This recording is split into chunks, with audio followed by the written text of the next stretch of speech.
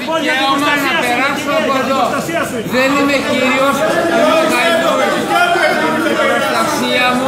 Η προστασία μου ελέγχεται από μένα. Εγώ ξέρω να προστατεύω την προστασία μου. Σας παρακαλώ να ανοίξετε το δρόμο, διότι είστε μπατσίνια. Όχι, εγώ θέλω να περάσω. Είμαι Έλληνας πολίτης, θέλω να περάσω να πάω σπιτάκι μου. Σας παρακαλώ πολύ, μην παίζετε με την νοημοσύνη μου. Εσείς δεν έχετε νοημοσύνη. Λοιπόν, θα περάσω από εδώ. Μη με σπρώχνεις.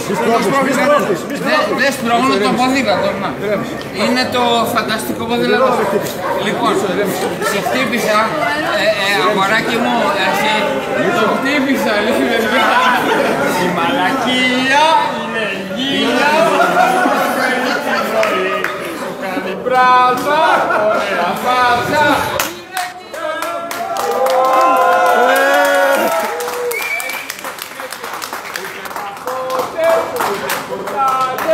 Ούτε και πολλά λεφτά.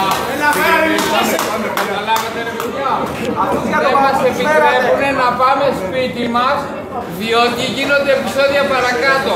Λες και εγώ είμαι μαλάκας και δεν μπορώ να προστατεύσω τον εαυτό μου από τα επεισόδια.